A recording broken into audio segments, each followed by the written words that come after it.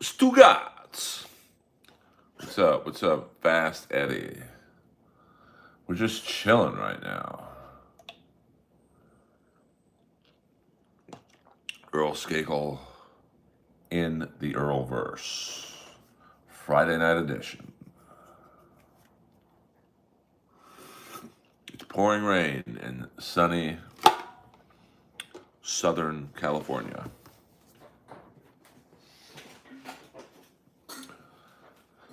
So, hope you guys are well.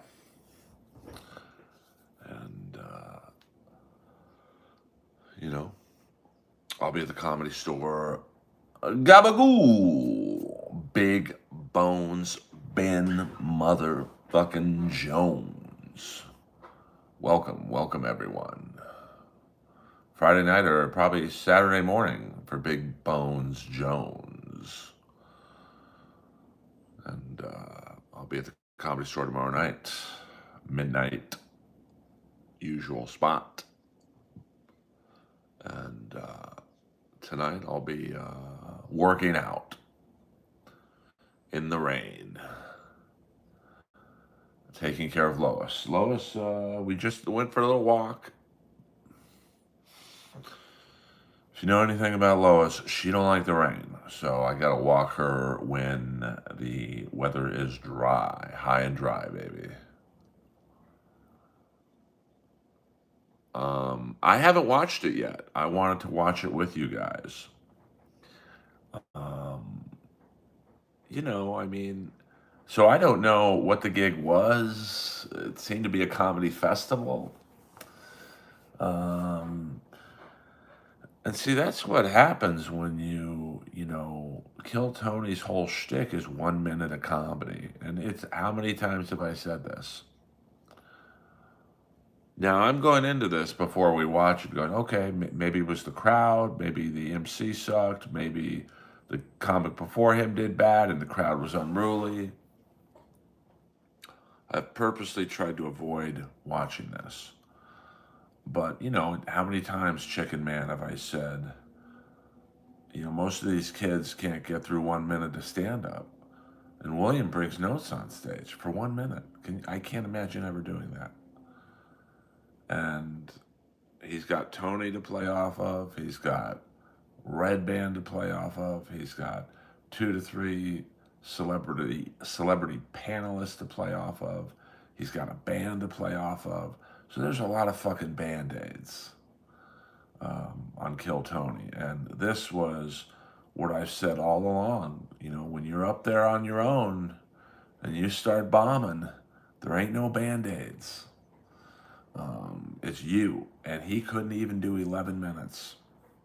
Now, can you imagine if that happened at, say, I always use the Comedy Zone in Jacksonville as, my favorite example. But if you walked off the stage after 11 minutes, let me tell you what would happen. Fred, who I believe is still the GM there, would literally push your ass back on stage and go, we're paying you for an hour. You're going to finish the hour because we got drinks to sell and food to sell. And we can't do that if there's no comic on stage. And guess what? You got another hour show to do after this one. And tomorrow night you got 2 1-hour shows as well. Good luck with that. We are going to watch, apparently, William Montgomery from Kill Tony walked off stage after 11 minutes. And we're going to do some analysis. We'll wait till a few more people get in here, But, I don't usually snipe shows, but I'll make an exception on this one. So come on in, boys and girls. Come on in. Hope everyone is doing well.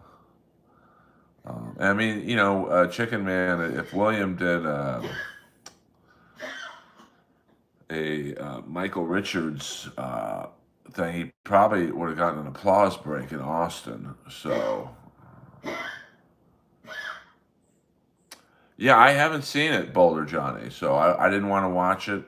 I wanted to go in blind, so to speak, and I'm open to. Yeah, Kings are looking good. I mean, everyone wants to fire Jim Hiller. Jim Hiller got this team to 105 points last year.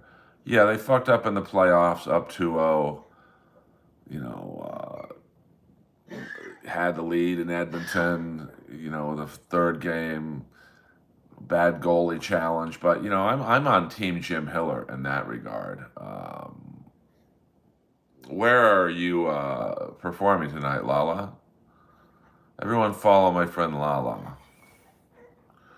Um, I used to do a recovery show every Friday in Anaheim. The Rec Room, the Rec something. It wasn't the new Rec Room. The Rec something. It was like, at the time it was a good gig. Good luck, Sasha. You love hanging out with the Piazzas. Um, so it'll be interesting. Lois, shh, shh, shh, shh. Of course, Lois has been quiet for 3 hours. As soon as I hit record, she starts coughing.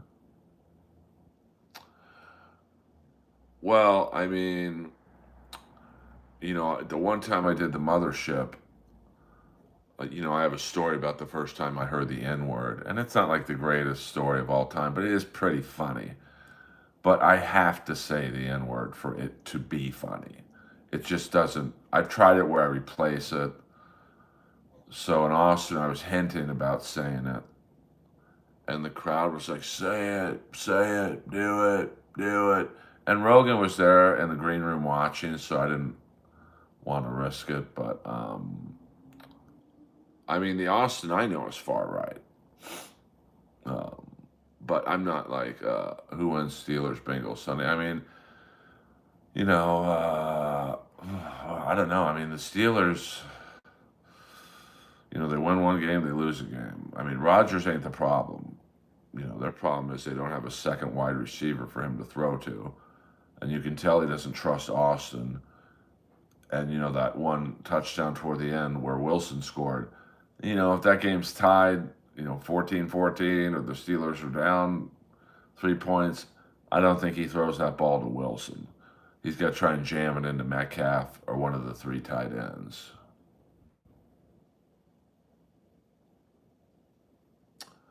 Well, have a good set. I don't believe I know of that. What up, Ray? I don't believe I know of that gig. I think the last brewery gig I did, and it's sad because the guy died. Nick Lanny's San Dimas gig. By the way, rest in peace to a Comedy Store. He was like one of the characters at the Comedy Store. Eddie Coda passed away, unfortunately, this week. He was one of the people that make the Comedy Store what it is. So let's watch. Let me pull up the William Montgomery clip, just so it's ready. William Montgomery booed off stage. That's not good when you just put in William Montgomery and that pops up right away. Okay, so. Okay. So it just gets right into it. Let me see if there's another one where it starts. I want the full story.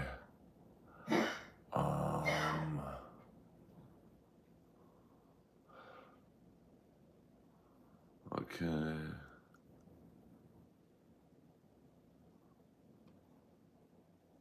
Okay, he was opening for Morgan J. All right.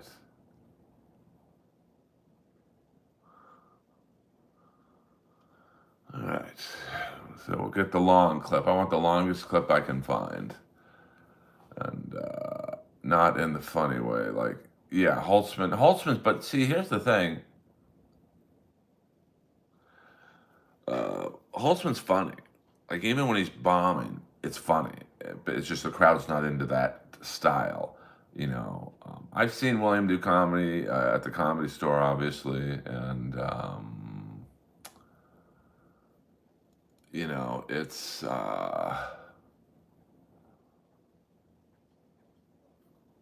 it ain't pretty. But once again, he's up there by himself. Jim Florentine is great. Gilly, yeah, I mean, and Gilly's funny. To me, she's funny. The one clip she has up, sorry, just adjusting. So she's probably like the perfect opener. I don't know if she can headline. She might. I don't know much about her stand-up, but like she's the perfect opener for someone like Williams. Female. She's kind of dry and dark from the clip I saw, so she sets the crowd up for Williams' weirdness. So there's no way, he should be set up perfectly following Gilly. So, yeah. But, here's the funny thing. Comedy clubs will headline him. That's the crazy thing. So, all right, here we go. We're going to watch it now. Let's, gotta feel bad for Morgan J. All right, let me shut my door in case he uses some weird language.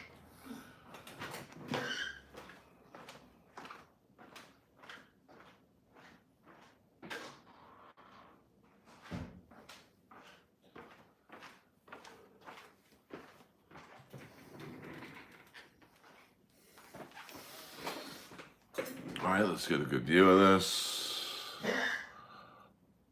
All right, so here we are. William Montgomery and kill Tony in the house. Garbage. No, you're totally fine. No, go, let's go. I heard the reason Paul Walker died was because an erector forgot to say cut. Why do we have a bunch of fucking baseball? I got it.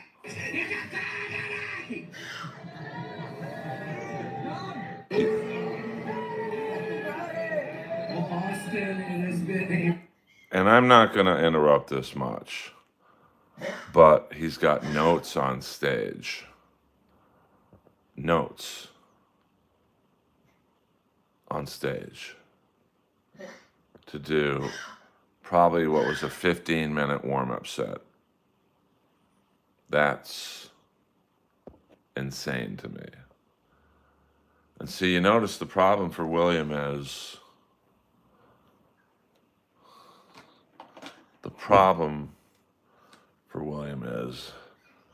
there's no Tony right there. There's no William, there's no red band there. There's no sound effects boy there. There's no celebrity panelist there. There's no band here. The only thing he's got behind him is a curtain. No Band-Aids. Thank you so much. Alright, so this past weekend, one of the original regulars from Kill Tony, William Montgomery, went absolutely viral on social media after he got booed off stage at the Still Standing Comedy Festival in Austin, Texas, which was just extremely interesting to see, because there have always been rumors of comedians from Kill Tony bombing at these live events across the world, but up until now, we've never got to witness how bad they truly were. I mean, the crowd hated this set so much that at one point, one of the audience members literally snuck on stage, stole the mic from Montgomery, and essentially told everyone that he stinks. Awesome, right? It's awesome. Garbage, bro. Garbage, bro. Get out of here. Get him out of here! Holy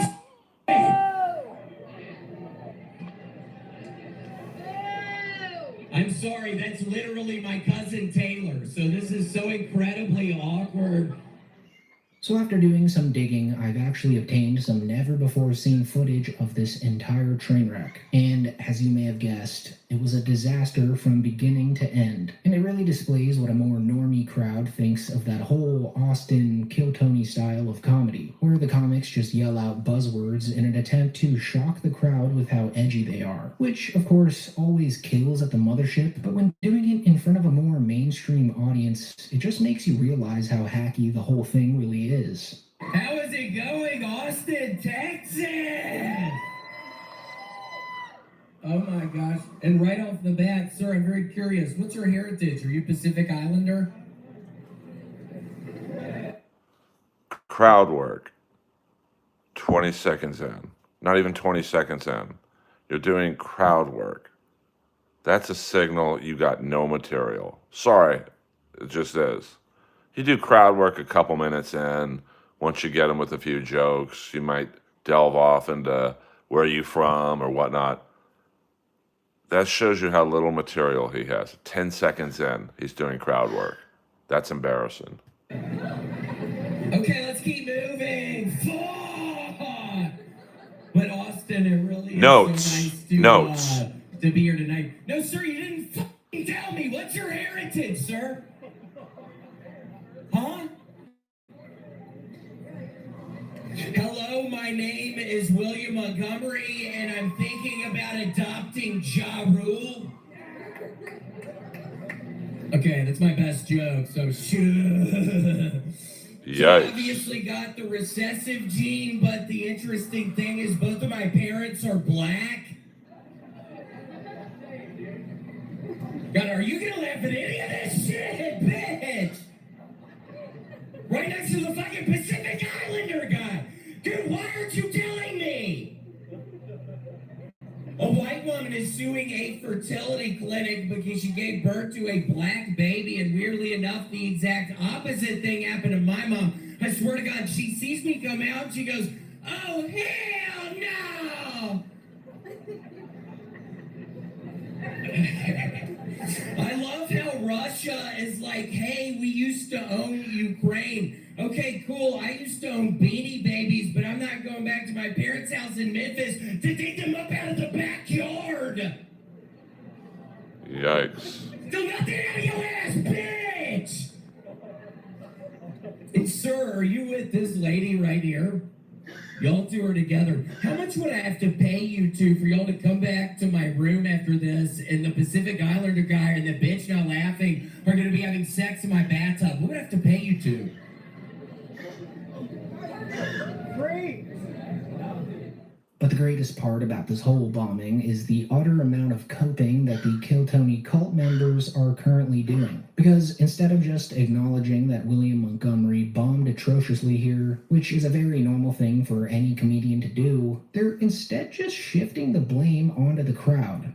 Especially after they found out that this festival was being headlined by Morgan J, the comedian who's most widely known for using the auto-tune filter on his microphone that makes everything you say sound like a song, which is equally as hack. What's your name, bro? Ethan. You got that right, Lala. Do we fucking love Ethan? Ethan, is this your girl next to you? No, she's my friend. Oh, shit. But what the fans of Kill Tony don't really realize here is that Morgan J is so massively viral that his audience represents just the average Joe Schmo, who aren't even typical fans of comedy. So this is actually a more accurate representation of what people think of Kill Tony comedy. So when the Kill Tony fans say stuff like, if you don't know William Montgomery, then you won't laugh at any of his jokes, it really just seems like they've been brainwashed into joining the comedy mothership cult. I mean, how is a comedian supposed to grow an audience if they're not funny to people who've never heard of them before? Thank you. That's probably my best joke. And we got this bitch up in front, I think, smoking meth. What are you smoking, bitch? Who are you with, your sister? To the Filipino girl, how much would I have to pay you for the two sisters to be fucking each other in my bathtub? How much would I have to pay your ass for that? They're sisters. And of course, all comedy is subjective, and many times during his set, William Montgomery did attempt to make jokes, but without the live band playing during his set, without Tony Hinchcliffe hyping him up, William Montgomery's shtick doesn't really work. Like at times you might hear a traditional joke out of Montgomery, and as you'll see shortly, he does end up making some of the people in the crowd chuckle, but the set is mostly just him screaming at the crowd. So I've got some good news and I've got some bad news. The good news is I've started a bottled water company. The bad news, the water comes from Camp Lejeune. That's for the military people in the crowd. Why did Hunter Biden impregnate an Afghani refugee? Jihad a big butt. Joe Biden's so old they're gonna put his face on the Buffalo nickel. So Biden just got diagnosed with prostate cancer, and it's pretty crazy because I heard he caught it at one of P. Diddy's freak-offs. Okay, bitch, that's funny because you can't catch cancer like that. Fuck. Okay, let's keep moving. Fuck. Remember when they stormed Osama bin Laden's safe house and claimed they found... I'm starting to think it was just Diddy in a burqa. Okay, let's keep moving after that. I feel like...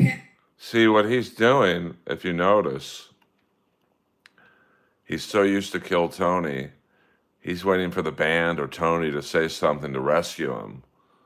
A red band with a sound effect, or I don't know, Holtzman or Jeff Dye, or I don't know, whoever are the regular, judges on Kill Tony. He's waiting for the save, but ain't gonna be no save. Pepsi comes out with a new flavor every month. Maybe they should just come out with one called Coke. Okay, got some laughter on the gotcha. Ma'am, I'm curious right here. Are you Pacific Islander? What's your heritage? Philip? See, he's going back to the same. He's got no plan B. It's just, okay, I'm going to call everyone a Pacific Islander. And it's not working.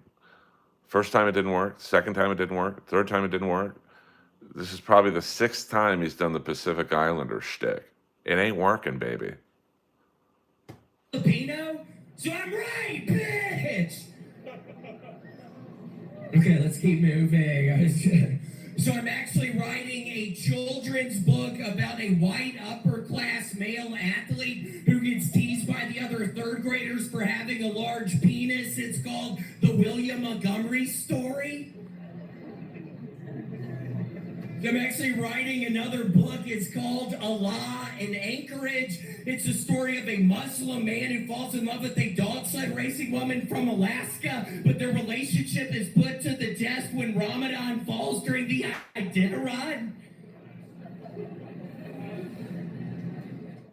Over the years, Kill Tony has slowly morphed into a show where characters do the best. Timmy No Breaks, all of Adam Ray's characters, and most of the regulars, including Montgomery, are playing more of a character than practicing traditional stand-up comedy. Like a lot of the people on Kill Tony would probably see success on a TV show where they just have to express their unique personalities. But as you can see here, it doesn't necessarily translate to a stand-up comedy setting. Like apparently William Montgomery was supposed to perform for a whopping 60 minutes on stage, but as the performance dragged on, it was almost as if William Montgomery ran out of jokes to say. So he then just turned to shitting on the crowd and making fun of a lot of the women there, calling them every name under the sun, which again usually kills in the mothership, and a lot of the fans of Kill Tony would say that it's peak comedy, but really guys, this was an utter disaster.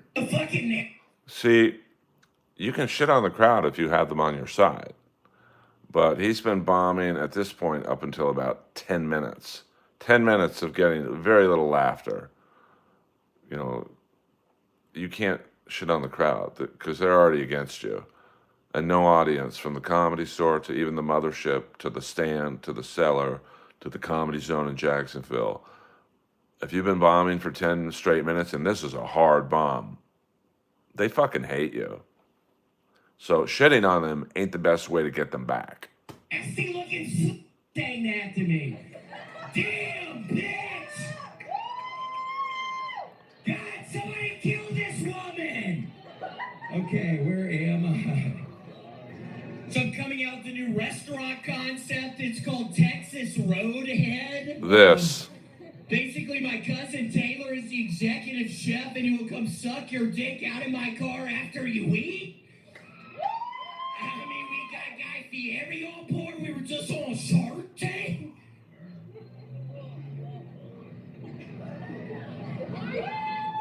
So I'm actually coming out with the new television. God damn it!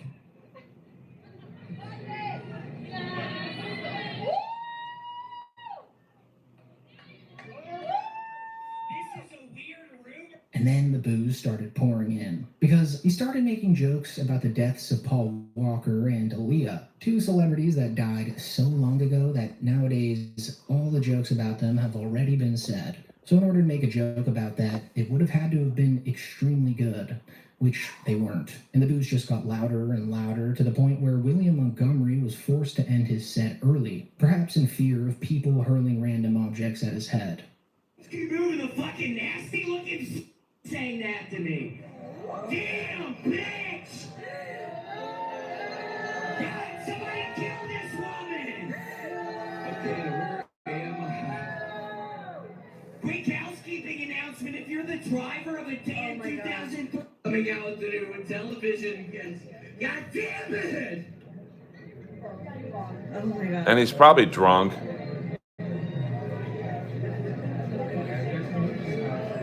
This is a weird rumor, but I heard the Aaliyah plane crash happened because the pilot tried to ghost ride the whip. Okay, I was a little worried that one might not do good in the... Oh my god. It's in the front! Oh, don't flick me off, bitch! Okay, where am I? Oh my god. Walker more like Paul Crasher!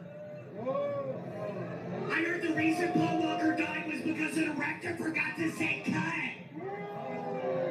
What do we have, a bunch of fucking pussy ass balls? I got that! It's a faggot!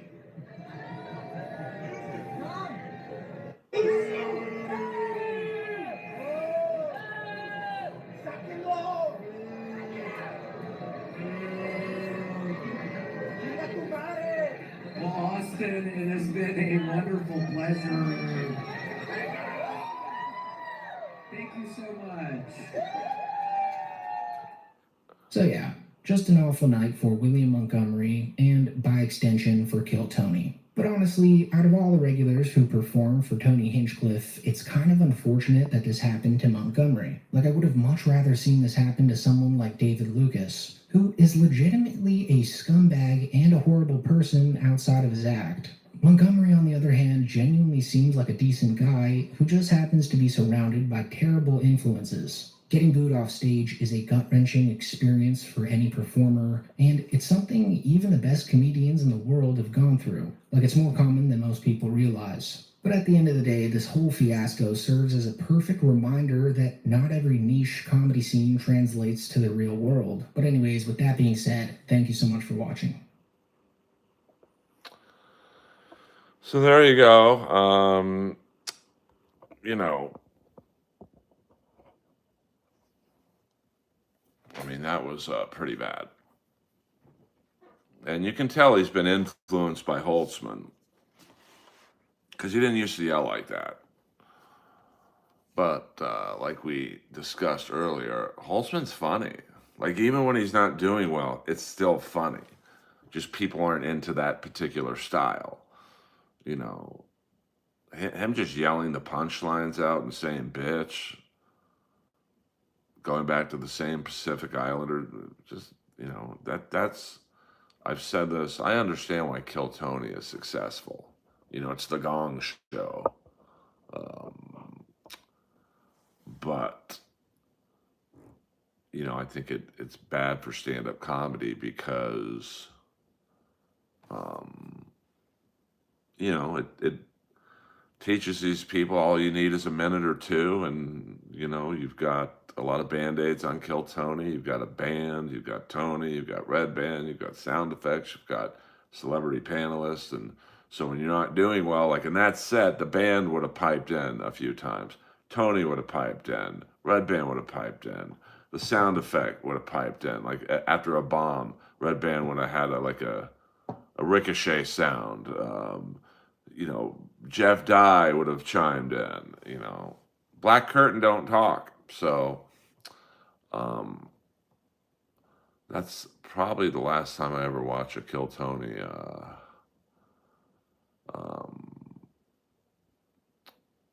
clip.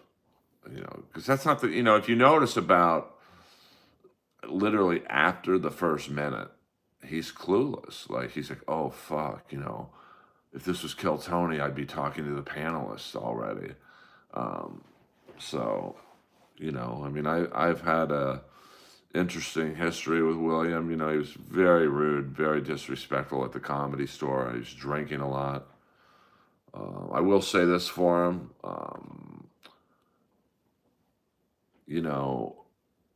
When I was in Austin the last time, he did walk up to me and apologize. But it's probably a little late for that,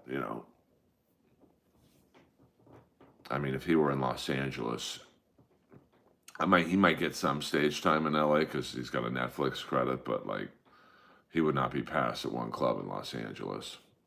William Montgomery apologized to me in Austin for being a dick in LA. Not right now, Keegan. Not right now. Better shits are $5. Sorry. I've got to try and make the money, honey.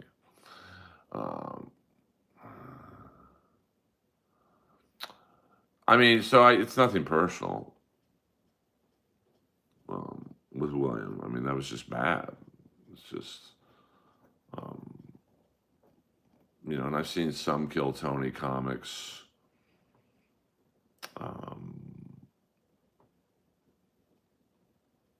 have similar fates, not necessarily bombing, but, I saw one Kill Tony comic on Potluck, which Potluck is like the open mic for people trying to become paid regulars at the store.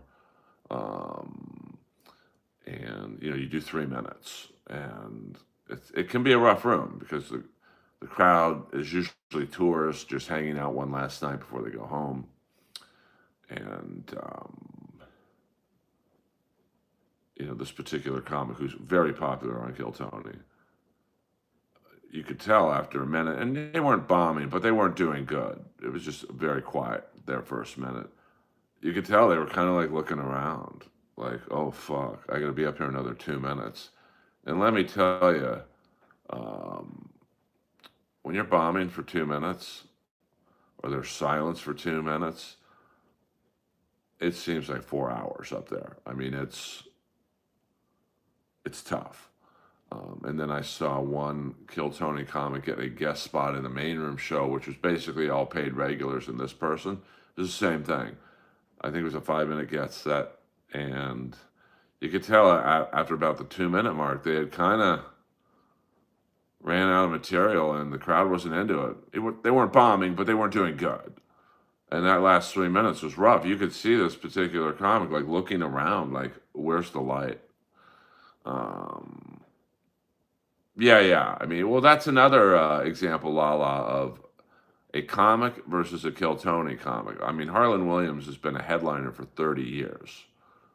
He is one of the great comic minds of this generation. My generation, your generation, every generation, really.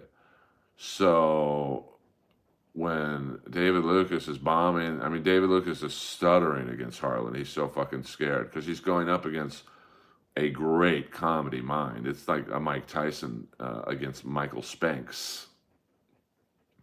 It's just no contest. So, it'll be interesting to see Williams' next move.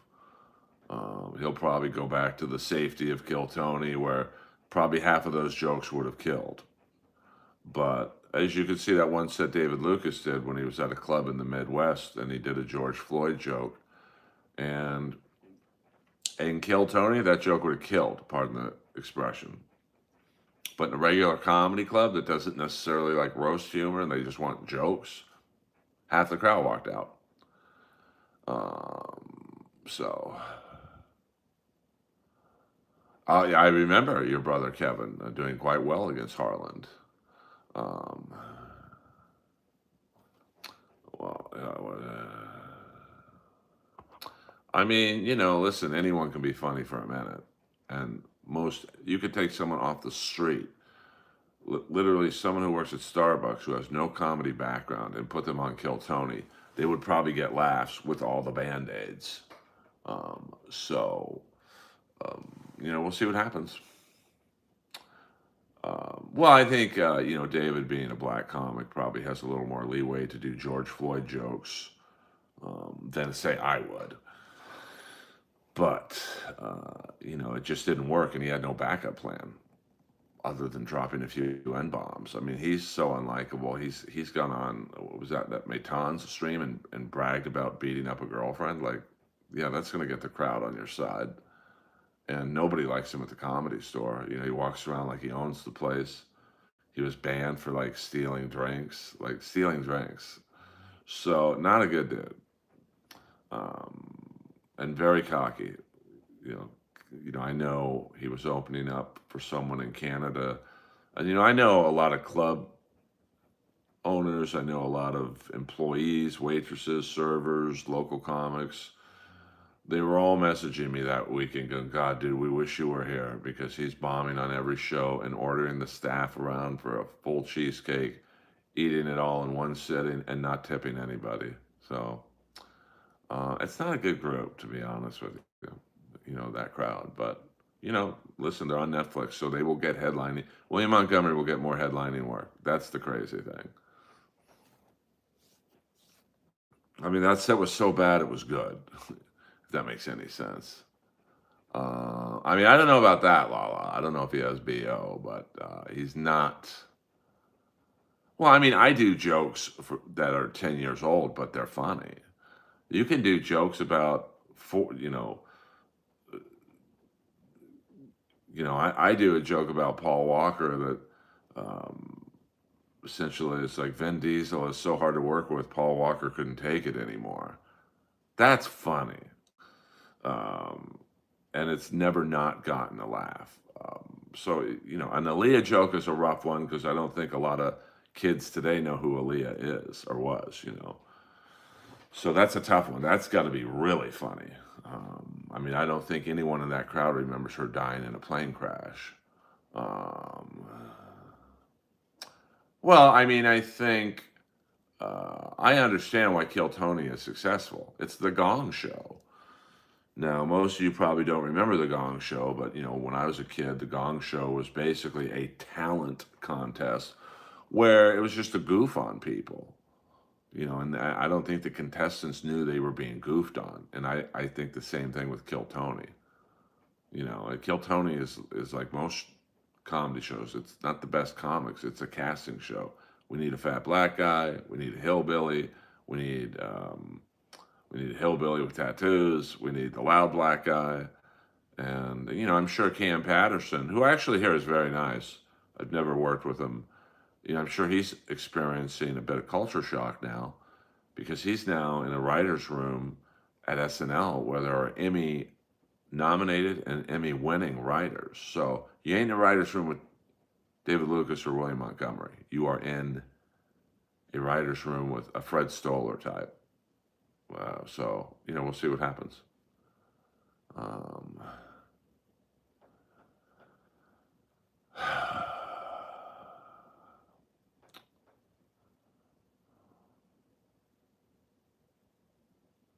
Well, I mean, but that's the thing. I mean, I don't think Mike Bichetti or Jay London would realize, we're not getting laughed with, we're getting laughed at. But, if Jay London got on a show like that, he'd be a headliner. Now, I don't know if Bichetti can headline, but, I mean, Bichetti's a character. I mean, if he was on TV, I would stop and watch.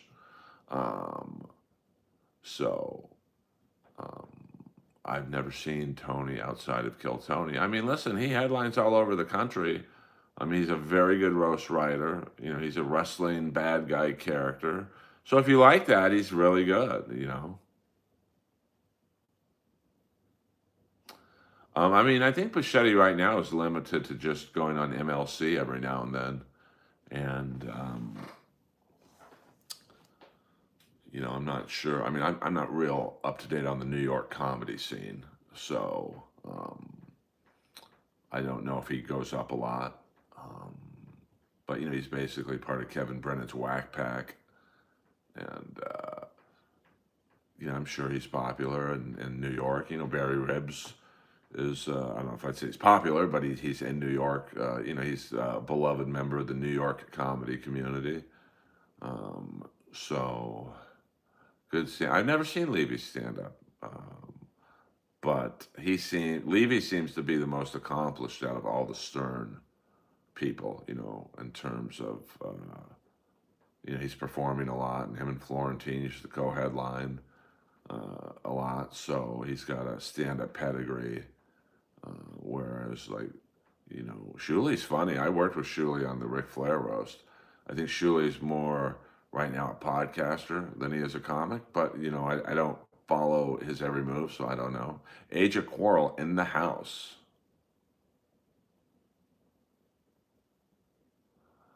Oh, yeah. I mean, I hope he's doing well. I mean, he's a good guy. Age of Quarrel is in the house, so Dabbleverse questions are in the house. Well, I would say I would guess the lineup was Shuli, Artie, and then Bob, because Bob's kind of wacky, so I don't think you could follow him, with the blue cheese bit. So I'm sure, um, Levy has that like Holtzman-esque type of act where you don't really want to follow it because it's just, he's eating blue cheese out of someone's ass. Can you imagine if I went up there after that? It was like, hey, think Jared from Subway was set up by Quiznos? I'd be bombing worse than William Montgomery. Um, well, I mean, Mike's probably been pretty unhealthy for a while. He's overweight. And, I'm not, I actually like him, so I'm not making fun of him. But, overweight kills you, man. Every extra pound of weight you have is extra work for your heart, and it will catch up. You got one heart, man. And so I think that you got to take care of it.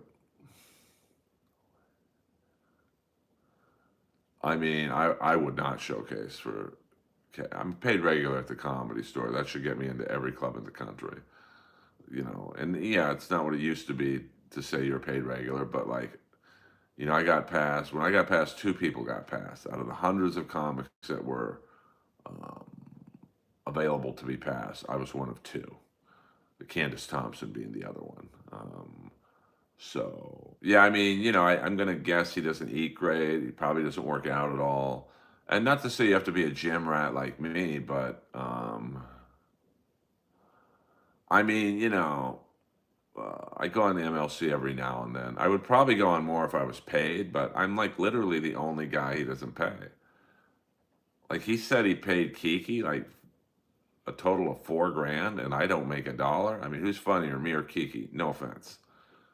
How many MLCs has she saved? Not one. But I would do my Kevin's Club.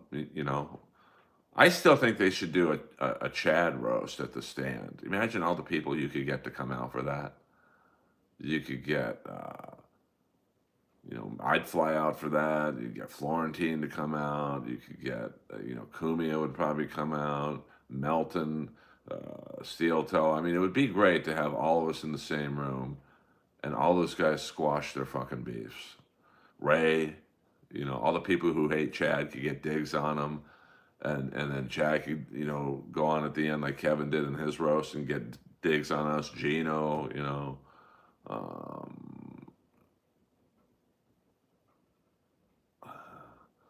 Well, I would hope I'm funnier than Kiki. I mean, no offense, but she's not even really a comic. She just opens up for Gino, and that's about it.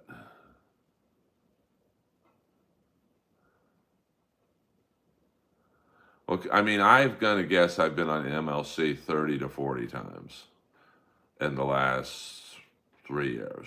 So no way Kevin's gonna back pay me. And it's not the point of I need the money. I don't. But if you're gonna pay Hope Gutierrez, but you're not gonna pay me, then have her save the show. Put her on with Florentine and see if she could last 2 minutes with Florentine. But I love Kevin. I respect him a lot as a comic. He's definitely the funniest one out of all of us. But we'll see. No, I don't think he would. But Chad and Ray, bad comics at work. Chad, he's good. I've actually never seen Chad do stand-up. I've known Hinchcliffe for 15, 16 years now. I've never once watched a set. Now you would think I would watch one set of Tony's. I don't like to watch comedy. I want to do it. I don't watch a lot of things. I've never watched one of my own roast battles on TV. I've never watched one. I did see that one. I take that back with Chad. I did see that one set, John from Win by Two taped. And everyone said he was bombing. If you go back and watch that, he wasn't. He wasn't killing, but he wasn't bombing. He did like the perfect opening act for Florentine. You get some laughs, get a couple chuckles. Even your worst joke gets a chuckle or two, so the crowd's ready to rock and roll when Florentine goes on. I'm certainly not going to invest in any comedy club that I'm, on the other end of the coast. What up, SCBID? I was wondering where you were. Yo, yo, yo, yo, yo, yo. We're just wrapping up here. We watched the William Montgomery bombing from Austin. I gotta be honest with you, I was expecting worse, but it wasn't great.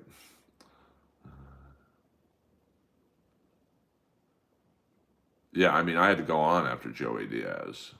Oh, yes, I bet you do, SC. By the way, shout out to SC. I'm going to call you SC for the cover art of this show and the Rogan cover art. That's the cool thing about my stream.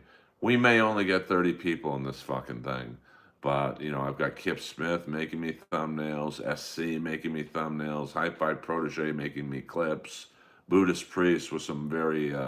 solid technical advice. Oh shit, Big Black. We got Dabbleverse icons in the house now. I don't know, to be honest with you. I've never seen Ray DeVito do stand up.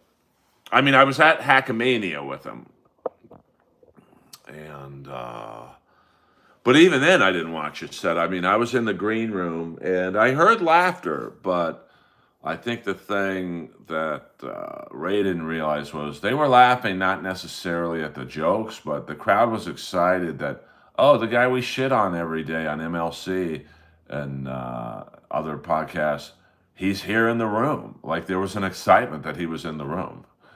So can you dress up as Mr. Incredible? That's a $500 super chat.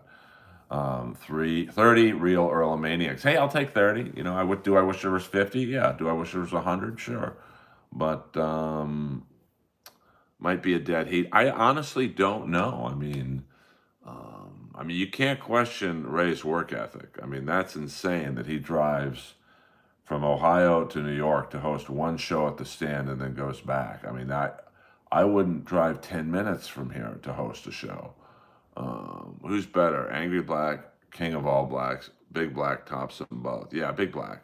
Big Black for the win there. I did like Shangy when he was in the Hollywood Squares with Daniel Carter, but he wasn't really a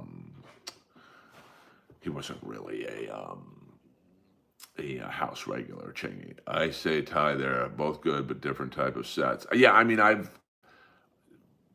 they could probably do a co-headlining gig of like B rooms, because road rooms, B rooms, like people don't care who the headliner is. They just want to see comedy, and you could frankly lie about your credits. Someone brought me up on stage, one of the newer paid regulars at the Comedy Store. Who was it? I'm drawing a blank right now, but their intro was, "You seen this guy on HBO?" I've never been on it. Well, I mean, I've been on HBO with the Jellies, but I've never. He's been on Netflix. I mean, I was on Real Rob on Netflix, but he was insinuating that I was on all these shows as a stand-up, and the crowd didn't know any better or worse. Ray must spend a lot on gas. I mean, I don't know how much he gets paid by the stand to host the show. I'm going to guess $100. Or Patrick is such a nice guy, maybe $200, if that. And he's probably spending Ohio. I don't know what kind of car he drives. I'll guess at least 100 in gas. So he's doing that gig for $100. So you got to pay taxes on that. So you're basically getting paid $50 profit to drive 20 hours. That's not something I would do. But everyone,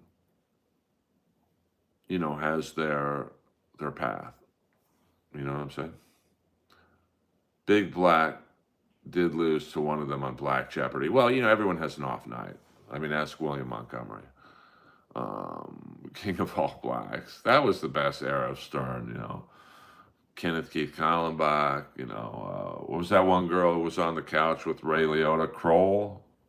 Fun fact: Big Black turned down JD's job at Stern. Well, what are you going to do?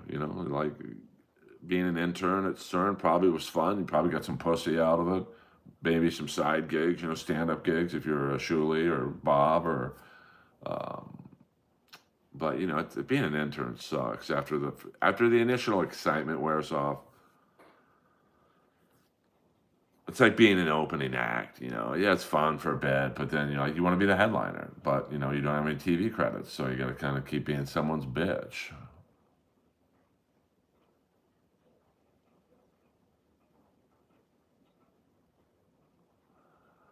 Oh, okay. I mean, you know me, SC. I don't follow the show, so yeah. I mean, listen, Kill Tony definitely helps. You can't deny that. I mean, Gillies opened up for William Montgomery. My friend Dan Madonia, very, very funny New York comic, he's opened up for William. I mean, William's headlining, which is insane to me. No way he has an hour. No way. But, I mean, you saw in that Austin clip that he was supposed to do 60 minutes. He did 11 minutes. So, what happened to Stern's staff? All of them gone. I mean, you might want to direct that to Jamie to Big Black. I mean, I don't know. I don't think a young comic can learn much from Kill Tony, to be honest with you. Because, like I said, I mean, it's Kill Tony is teaching them how to do stand-up in an environment they'll never see on the road. You're smoking bananas if you think I would ever do stand-up for Tony's approval or Red Band's approval. I mean, I'd rather not have the fame, to be honest with you, or whatever success would that would bring me. I'm good. I'd literally rather do this stream to 30 people because I don't care. I don't want to be part of Tony's whack pack. I'm good on that. And I'm sure I see what you're saying. I'm sure if I went on there, hey, this guy's in his 50s, man. He's a Comedy Store paid regular. Now he's doing this because you're going to make fun of me. I'm going to make fun of you. And it's going to be instant. So I don't think, like me and Tony are friends. We don't talk a lot, to be honest. But, we're like big brother, little brother. But if he were to mouth off to me, I'd mouth off right back to him. Instantly. And I don't think he would like that.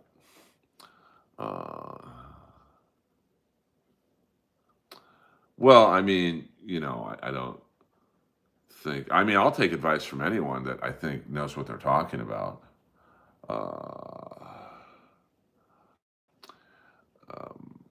Yeah, I'm good on that. I don't want to be part of Tony's whack pack. I mean, you don't see, bro. You're not a comic. You don't get it. It would be a complete step backwards for me personally to do it.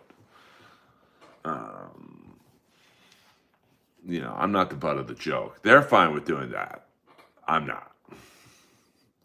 So, and I've got enough going on with voiceover work where, I wish I was a more popular stand-up for sure. I mean, I would love to see 500 people in this stream instead of 27. Oh, it's got nothing to do with my ego because I don't have one really. I know my place in the world of stand up, but it's not a good look. It's just like you're a comedy fan, so you're looking at it from the perspective of a comedy fan. I'm looking at it as, I mean, I would be laughed at behind my back by comics who respect me now. It's just not, um, it's just, I mean, Cam is really the only person to break out from that show. Um, the others, I mean, the others are headlining, but like, you can headline a club once. Like, do you think William Montgomery will be asked back at that Austin festival? Fuck no. You could fool a comedy club once, not twice. So, um, God loves you. We don't do the, well, that's his perspective. I'm not saying my path is my path, you know, 13, but you also have to understand he's been doing comedy for 13 years, probably has no credits, probably isn't past at one club in the country. Um, I've got multiple TV credits. I'm not bragging, but I'm much more farther along than this guy. I'm past at every club in Los Angeles. I'm past at most every club in New York, and I don't even go to New York. So I don't need, he's at the level I was at 13 years in when I started doing roast battle. Yeah, I'll do this show. I'm not really a roast comic, but I'll do it. And then I was good at it, and you know,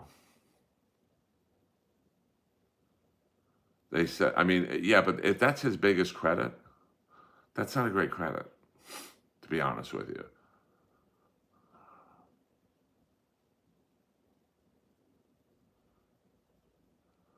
Well, the problem, Lala,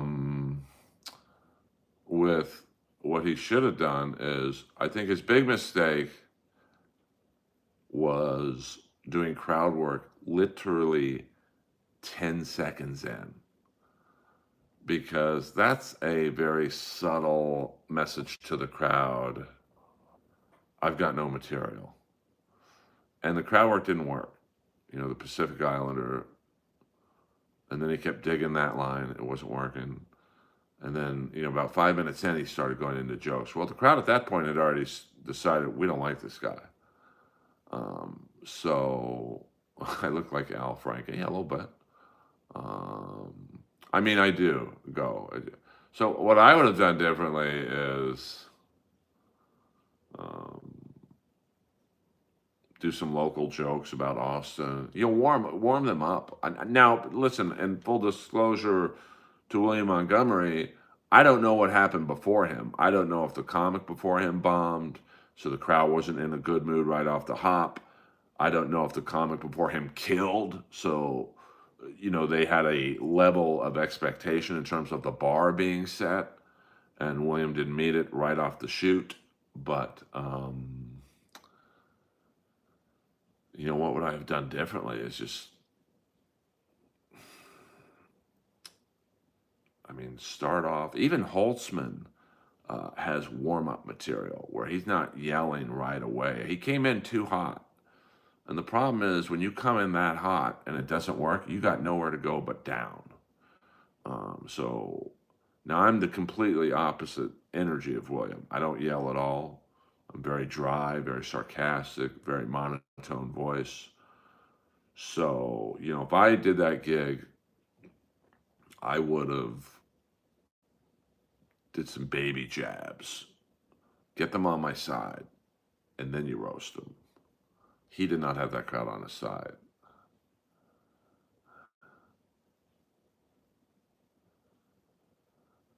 Okay.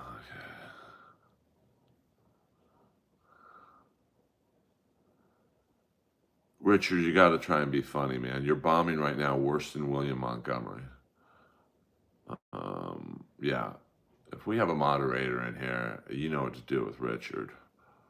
Um,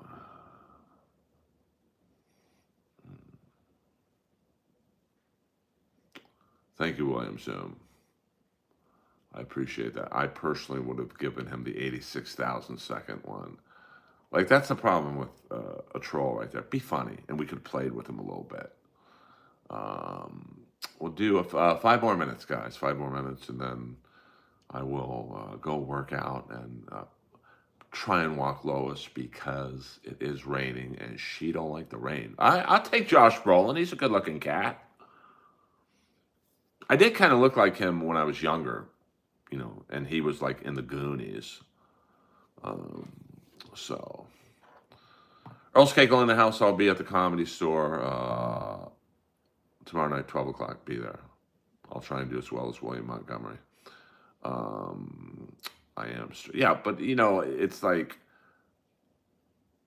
you're surprised how fast Annie Letterman fell off. I mean, I don't know if she's fallen off. I mean, she does her Annie Wood show at the Sword, seems to do well. I mean, I think, she's in a lane right now where I don't know where she goes next. Is she the next Whitney? She's got a great dry personality, so I think she'd do really well on roast, but she's not necessarily a roast comic. So, well, it's in terms of making fun of but that's why they're on the show. And roast battle was the same way. You don't think Joe Urell was on the show because he was handicapped and it was hard to understand his speech. You don't think Danielle Perez, who's actually really had a nice run as an actress, was on roast battle because she had no feet. Roast humor in general is bottom of the barrel humor, lowest hanging fruit. So, it's, make fun of someone. Like, I loved all my roast battles on TV. Jimmy Carr, he's Jimmy Carr. K. Trevor Wilson in Canada. Jesse Joyce, the #1 roast writer on Comedy Central. Sarah Tiana. Those are worthy opponents. But, what are you going to do? Annie lost momentum when she went after Schaub.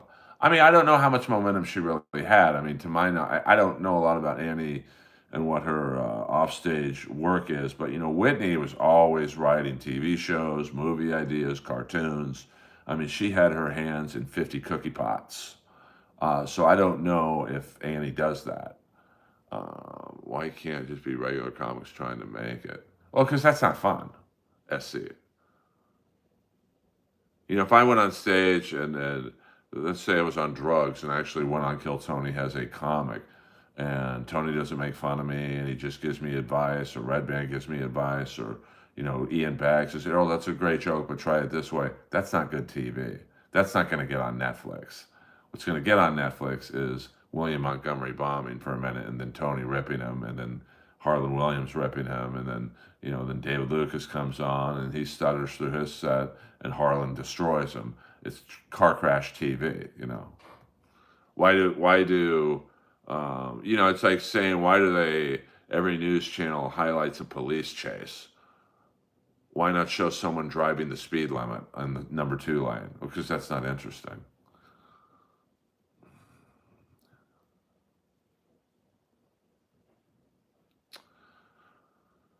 Well, but you can't make it without going on Rogan. I mean, Leslie Jones is a big comic. She's never gone, and she never will go on Rogan. So, I mean, but it's also going on Rogan is what you make of it. I know comics who've gone on Rogan. Their parents maybe got them 100 extra followers. And then I know someone like Allie Mack who literally picked up 75,000 followers because she worked it. Thank you, Articulate John. So, and it's got to be a good interview. You got to have shit to talk about. So that's why I would love to do Rogan, because it'd be a great interview. I mean, because it's not just going to be, Earl, tell us what your worst comedy set was. What's it like being related to the Kennedys? What's it like having more money than most comics? It'd be a funny, and why do you hate Jeff Ross so much? Let's go over your roast battles. You can bring up the clips. What do you think of Kill Tony? And I'd say what I've said on here. It would be a great interview. Some people just don't have a lot to talk about. outside of the standard. Show us what like I don't see Esther and Joe having good chemistry. Like I never watched any of the episodes that she was on Joe's show, but like I don't see them, you know, vibing. Rogan's all about the vibe. Like, say what you want, but him and Tony had a vibe. Him and Santino have a vibe. Um, him and Callan are friends. They have a vibe. Um,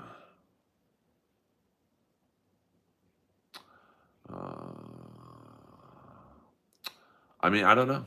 That's a lot of people wonder that. Why did D'Elia get blackballed? But D'Elia still plays theater, so he's hardly blackballed.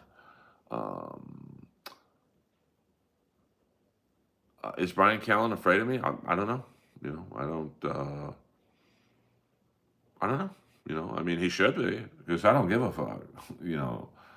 Um, so, and I can kick his ass. Trust me on that one. Um, yeah, I mean, Ian Bagg, Gary Owens. I mean, they should be more famous. Comedy. The comedy world's a very unfair fucking business, to be honest with you.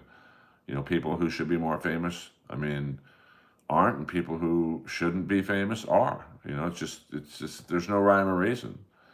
It's like when we were talking about, um, movies that did well and movies that didn't do well. My favorite movie of all time, as you guys know. We don't have to relive this conversation, but 52 Pickup should have been a hit. Great cast, great script. It's a John Frankenheimer movie based off an Elmore Leonard novel. I mean, the pedigree for that movie to be a hit in the mid-'80s specifically was everything was laid out for success.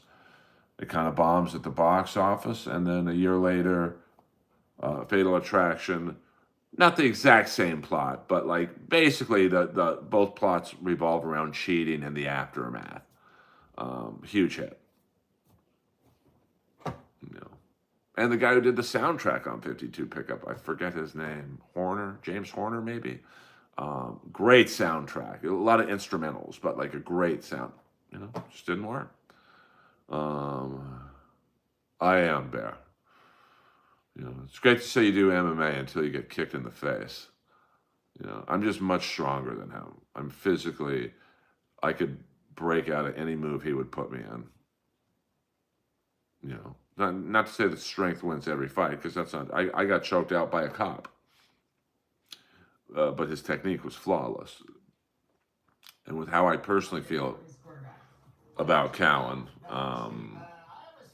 it would not end well for him. I can assure you of that much. I got to see how much percentage my phone still has. We'll give you a shot at Lois. She be chilling right there. She be chilling right there. I can't show you the NHL tonight. All right, let's see how much energy my phone has left. I might have to end the stream. Hold on.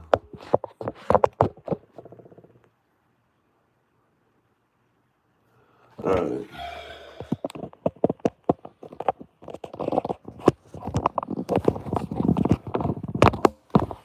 We got 16% left, so we could do a little. We could do a little bit more. Earl Skakel in the house. Hit the like and subscribe button, please. I would appreciate it. Let's get the Lala's. Yeah, Jessame is great.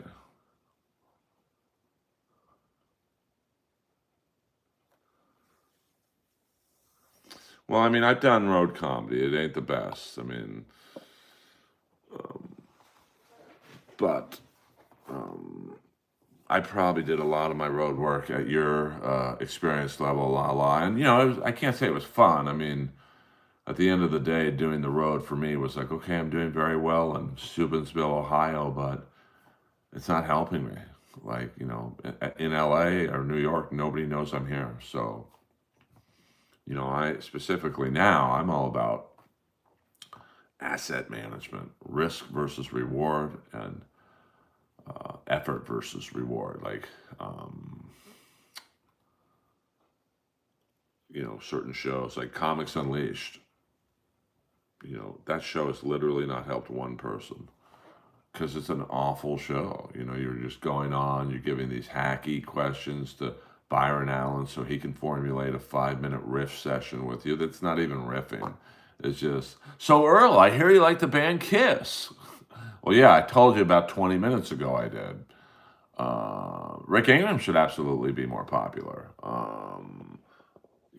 But Rick is, I think, somewhat similar to me. Like, we don't play the game.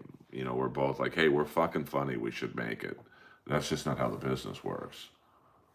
Like, I'm sure, even in regards to streaming, I'm sure if I shit on Brennan and Carl and all those, the Dabbleverse freaks, I'd get in to that level, like, say, where Mersh is at with 400 to 500 people listening. But I just can't. I don't care about Scarlet. I don't care about that. Kiki and her fucking naked pictures. I just don't care. So that's probably why I have 30 people in here.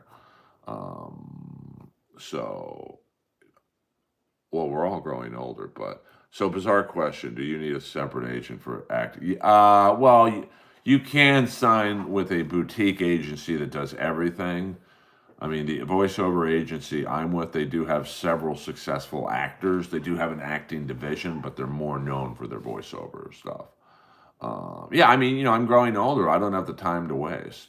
Like, a lot of my friends love going to Vegas to do comedy, and they'll do like Brad Garrett's. I almost said Brad Davis's comedy club. They'll do Brad Garrett's comedy club, and they're there for a week, and you're getting shows every night. 1 to 2 shows a night. So you're doing 14 shows in like 7 days, which is great. Your chops are getting stronger, but at the end of the day, you're killing or you're doing well. It's not helping you in LA at all. I mean, CAA is big time. I mean, I don't know if they have a voiceover department, a standalone voiceover department, but I'm sure they do voiceover. Like, I know Rob Riggle was, he had a manager. He was at the time with UTA. I mean, he had like 2 managers, UTA. So, when you're as big as Rob Riggle is, like, that guy works, man. He turns down gigs that I would cream for. Well, I'm not unleashed. I'm just honest, well, I would love to be in the Illuminati of CAA. I mean, that is the real fucking deal. All right, we'll go 2 more minutes, guys, because I think my phone's about to die. So get your last minute. Lois is chilling right now, but it's raining bad right now, so she will not be walking. Message hell for review. These are always the fun ones. Naughty. Yeah, I mean, I'm not too naughty, but I'm naughty enough. But hit the like and subscribe button, please. Thank you, Articulate John, for the gift. I still have no idea what that means, but I'm assuming it does something for the algorithm. And no, usually it is 15 minutes, 2 minutes, but I think my phone's about to die. So I wish there was a way I could just switch over to my iMac, but she just won't walk in the rain. I think before I got Lois, she had a bad experience with water, and so she is not a fan of the water. Yeah, it's supposed to rain all weekend. And 1 more minute, guys, so get your last minute zingers in, your likes, your dislikes, your subs, and whatever. And then we will... MM, if you're going to insult me, you got to learn how to spell the word correctly. It kind of takes the sting off the insult if you misspell it. But come back tomorrow. We're about to end the stream. I'm glad you came on now, because I only have to tolerate you for 20 seconds. But I let you say your piece, and as I recall, you're not funny ever. So you should sign up for Kill Tony. You blend in right in on that show. And...